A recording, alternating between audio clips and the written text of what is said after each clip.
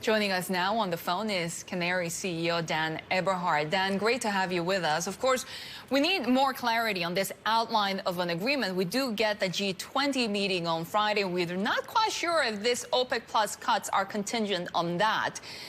If the U.S. needs to make cuts in order to get these production reductions around the world, should the U.S. do it? Can it do it? Thank you for having me. The U.S. can do it, but it's going to have to do it indirectly and voluntarily. And you see that in some of the announcements that have been made by companies like Exxon and Continental Resources that they're planning to cut their production or shut it in about 30% in the short term. Exactly. We have seen these some voluntary production cuts, but this, of course, coming at a time when we're talking about 10 million barrels plus perhaps 5 million barrels per day reductions, when the demand loss from this outbreak could be estimated at much more than that. How much more needs to be done in order to stabilize prices? Sure. So I think that the 10 million barrel cut proposed by, or where OPEC Plus currently is really being digested to the market as thanks, but that's not enough. And you see that by, WTI and Brent being up 1% or 2%, not anywhere near back to a level in the $40 to $50 range that oil was trading at just over a month ago. So I think the market is really looking for a cut in the 15 to 20 million barrels overall from OPEC plus. And that's going to have to happen at this G20 Energy Summit tomorrow, and then a possible second OPEC meeting later this week or this weekend to see a market clearing number that pushes oil prices back up to a stable number. The rig count is down 108 rigs, or about 15% in the past 2 weeks in the U.S., and I look for it to fall another 125 rigs over the next month. Have your clients talked about further reductions, especially given that in a few months the U.S. could be completely running out of storage space for U.S. crude? Yeah, so I based on my back-of-the-envelope math, I think the U.S. will be out of storage space in about 4 to 6 weeks, and our customers and our clients and people in the industry are really talking about the need to make massive cuts. Several of the pipeline companies have sent letters to producers asking them to slow or stop their production, which is completely unprecedented because that's going against the pipeline companies, the midstream companies' own interests.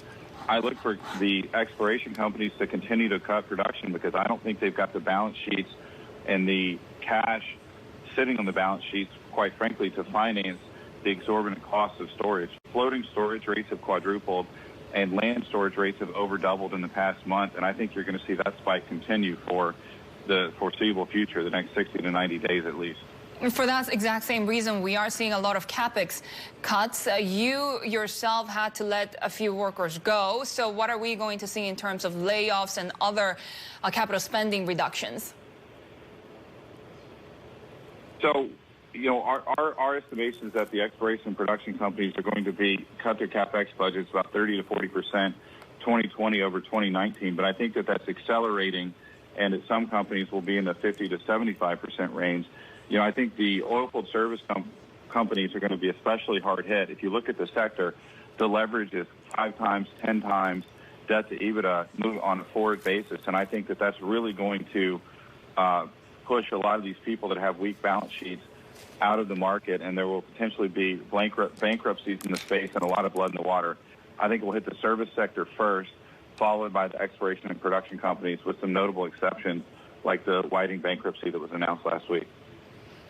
We are now getting the latest headlines on the Bloomberg, a delegate from that OPEC Plus virtual meeting, that members have agreed to cut output by 23% in May. Again, OPEC Plus members agreeing to cut output by 23% in May to June. Of course, as we mentioned, Dan, really the production cuts that we had heard about still potentially not enough when it comes to really trying to support prices given the demand loss destruction that we've seen from the coronavirus outbreak. Still, how much of a difference would this make in terms of prices for the time being? I think it will make some difference, but I think that a cut of 10 million barrels, I think, is already priced in the market, and that's where you've seen kind of the floor and the support in this 24, 25, 26 range. The market really needs more. In a normal economic downturn cycle, the oil industry lays down rigs and waits for the natural decline curve to fall. And this unprecedented situation where we're seeing worldwide demand destruction of probably 25% globally and 30% in the U.S., it's just simply not enough. The producers are going to have to shut in production and force production to fall faster at a steeper slope. And again, this is completely unprecedented, but more action is needed. And I think that to see the price spike to get in the $40 to $50 range, I think we need to see production cuts in the 16 to 18 million barrels a day for May and June. That type of a number will work. Dan, of course, you're a supporter of President Trump. You're a donor in his campaign. We have seen the president zigzagging in terms of applying tariffs on some crude imports. The energy industry seems to be pretty divided on this. What are your thoughts? So I think tariffs are a bad idea. I do think that the Saudis and the Russians are engaged in a complicated game of economic dumping.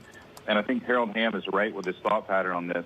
I don't think tariffs are a solution, though. I think we need an OPEC plus agreement, and I think that we need the free market to solve in the U.S.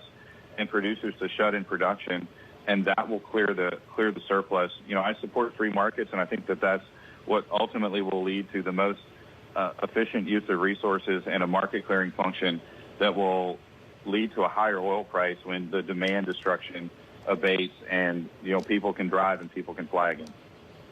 We're now hearing that the Saudis will apply a 23% cut to output of about 11 million barrels per day, according to a delegate in that OPEC Plus meeting.